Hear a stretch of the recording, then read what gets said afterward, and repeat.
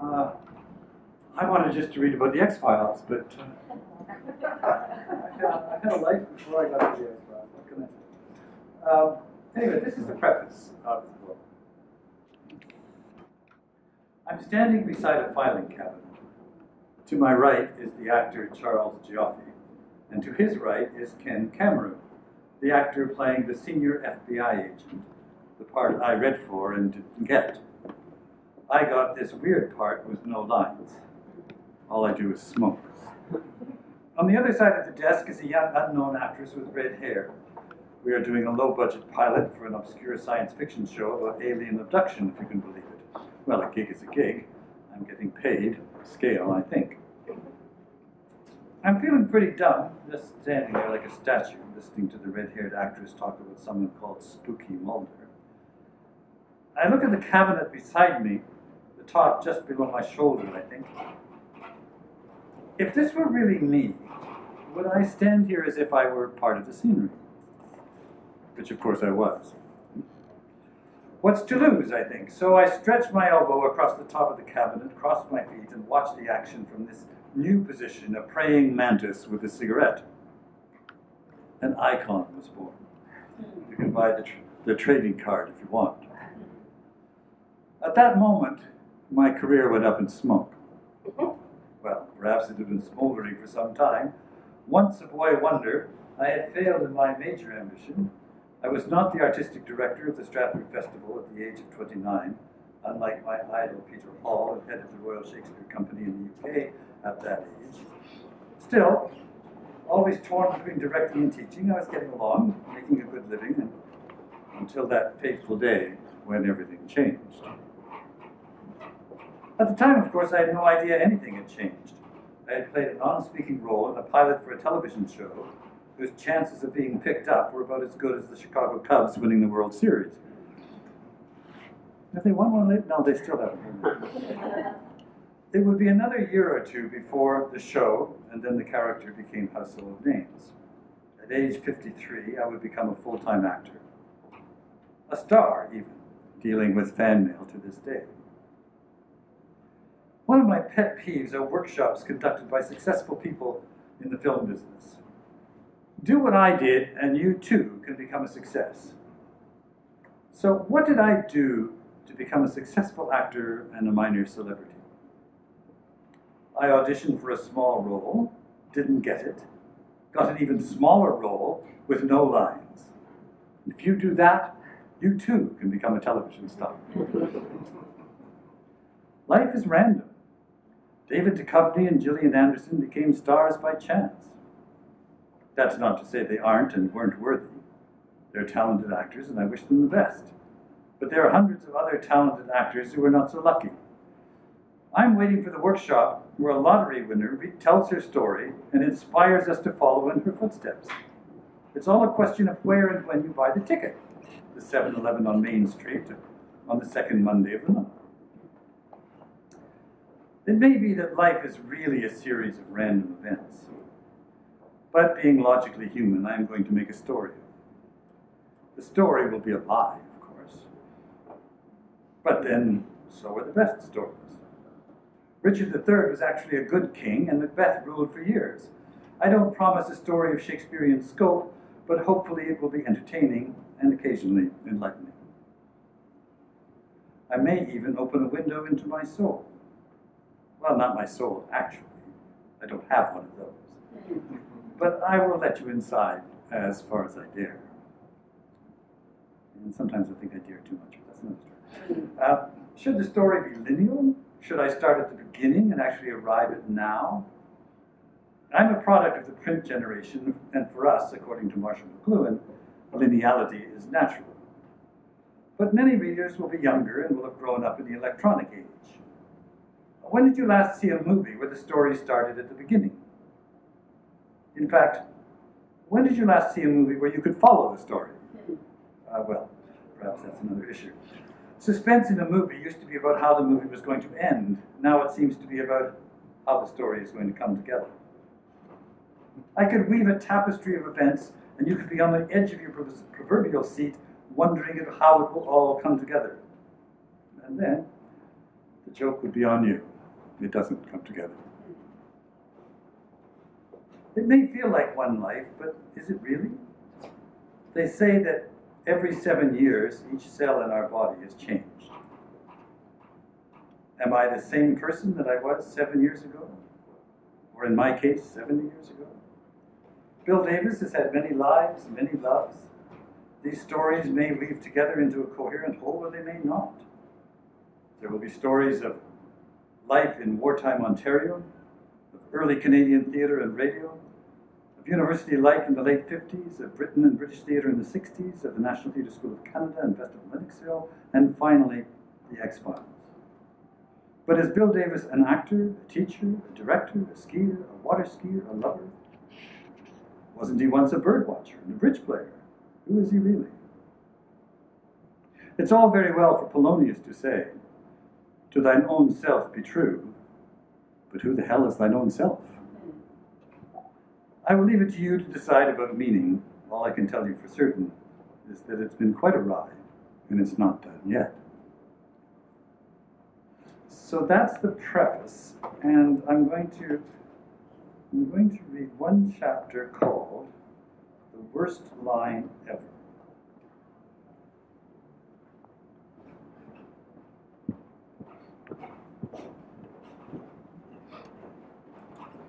An actor's job is to bring little black marks to life, unless it is a secret X-Files script, in which case the little marks are in red, so they can't be photocopied. But whatever the color, the marks represent words written by a dramatist. When the words are beautifully written by a great playwright, the words seem to fly unbidden from the actor. It's as if the scene is playing itself and the actor is merely a conduit. What if the words are bad? What if they lack motivation, relevance, and truth? What does an actor do then? Dame Edith Evans had one solution. If you don't understand the line, say it loud. You know what? That works, on stage at least. Faced with a lousy line, actors are tempted to mumble their way through it, but this tactic only serves to telegraph their embarrassment to the audience. Speaking the line with authority and volume assures the audience that you know what you are saying, even if they don't. Instead of the actor looking stupid, the audience member feels stupid. Every actor has had to deal with some truth. Talks quite a bit about early Ontario, early Canadian theatre, then my experiences in Britain, where I trained as an actor, where I worked with some really important people, Lawrence Olivier, Maggie Smith, and Finney. Talks about that quite a bit. Then I sort of skim over a sort of middle section before I get to the X-Files, and then I have lots to say about the X-Files, inner workings, and my reactions to that. So, happy to answer any questions. Or, yeah. I just wondered how you got into acting, or your interest early on. When did you start thinking you wanted to be an actor? Yeah, and that's all in the book. But my cousins, they were half a generation older than I, and they ran a summer theatre company in Ontario. And as it happens, they rehearsed in our basement before they went north for the summer season.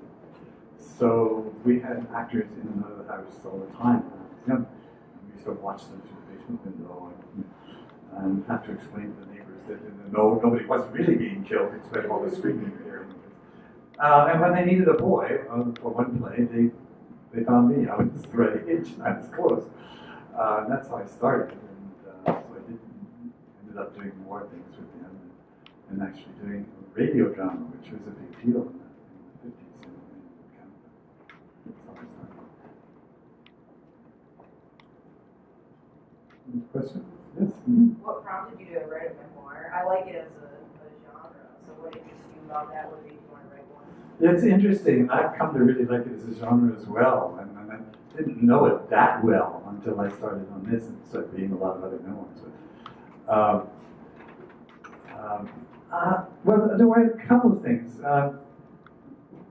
I had a sort of unique background in terms of early Canadian theatre, and so some people suggested, we should document that. Obviously, I have a unique background in terms of X-Files and what happened there, or any unique history. And I'd always been attracted to writing, which I'd done bits and pieces of. So it all sort of fell together. It's a very amazing experience to write a memoir. Some people do it just for fun, even, because it forces you to kind of try to make some sense of your life, which is full of all these extraneous events. But is there a thread that ties them together? What's the meaning of it all? And it was wonderful because it forced me to reconnect with people I hadn't seen for 50 years. You know, back and talk to people from my university days and whatever. So it's been an amazing experience. Yeah. Such an extensive repertoire, why this title? Why this title? Well, a couple of reasons. I mean, obviously, it attracts the attention of the largest population. But where there's smoke, seemed to me, you can see it in a number of ways. I mean, that the smoke you see in the career of the X-Files, where there's smoke indicates there was something behind it, something that produced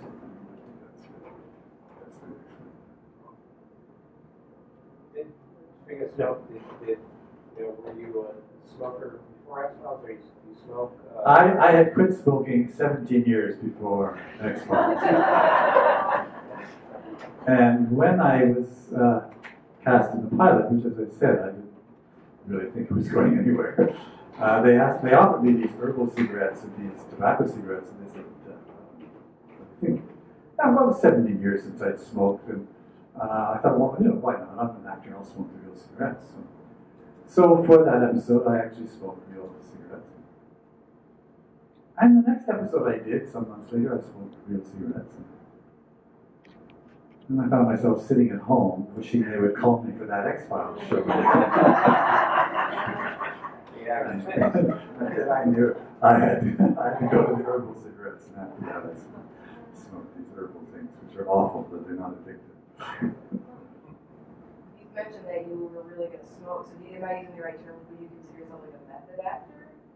Is that the right term? Well, yeah, that's not a bad term. Yeah, to actually engage in the reality. Although I don't think it made much difference, really, whether I was smoking tobacco or herbal cigarettes. But what did make a difference was just the physical action. And because I'd smoked when I was young, as we did in order to be grown up and feel tough, arrogant, it actually helped me with the character because I could go back to all those feelings of being all powerful. Yeah. So how did you feel when they moved the production of the X-Files from Vancouver down to Los Angeles? I was not unhappy with that. I know lots of people were, but mostly the people who couldn't go, like the crew and so on, who couldn't get permits to go, or the families who couldn't go. But it was nice for me because I'd never really connected to the Los Angeles scene, and I didn't have to move down, they just took me down each time they wanted me. So I got to know that world, which I had known before, really. So I was quite happy with that. What else is on the horizon? What are you up to nowadays? We've got a new series in Canada called Continuum. I don't know whether you've heard of that yet, but you will. We shot 10 episodes. I'm just in the first and the last episode of that, but the character I play is very key. And it's been a very big success, and has been picked up for 13 more episodes and the US broadcaster for next season. I'm not sure exactly when. And they think my part will expand, and so you'll be seeing more. Yeah. Now, I'm not sure. Is this your first book? Or yes, this is my first book from beginning to end. I've written the foreword for another book, and so. And your process, pen, typewriter, computer. Oh God, I can't imagine doing it on a pen. I mean, I have. I guess I have, because it's the first thing I've actually published. But I mean, I wrote things when I was much younger. We did write. That's how we wrote. But no, it's on computer. You said lots of stories I not started, so that's Yeah, just wondering. right. Yeah. have a quick question. Yeah. Did you have any influence on the writers of the show, The X-Files, as to your character, and especially the no plume of Ralph Bloodworth when you were trying to write short stories? Did you have any influence? I had very, very little influence. In fact, that particular episode was kind of a shock to us all, including Chris Carter. Because I don't know if you know, but in the original version of that episode, I actually shot and killed Frolicki, which would have been the end of The Lone Gunman. Chris would have none of that and forced them to change the ending, see that Frolicki survived, which is why they then wrote that my character was upset that the publishers had changed the ending of the story, which was their dig back at Chris Carter for making a change the ending of their story. That's all a very interconnected world. But directly, no, very little, except for the episode on the knee, which I partly wrote. Credit was writing, but I partly wrote it.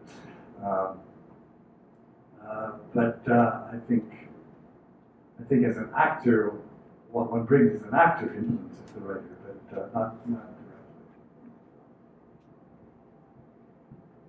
Yeah. Did you have a favorite episode, episode that you were in, or? Well, probably Talitha Kumi. I don't know if you remember that episode or how knowledgeable you are as fans, but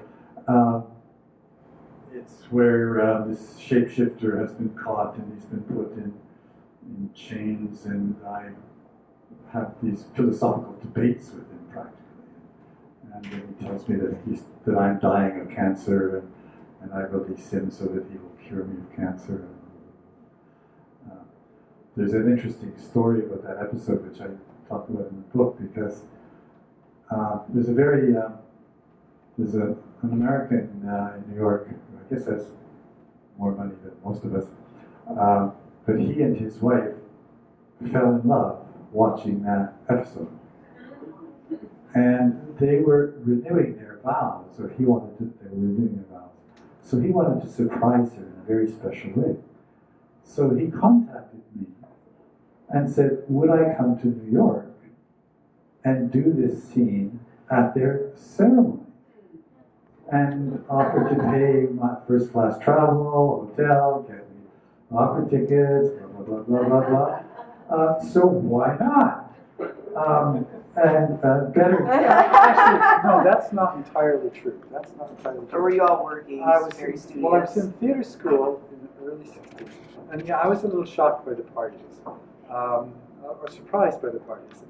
It was very common to see a faculty member in a rapt embrace and a French kiss with a student.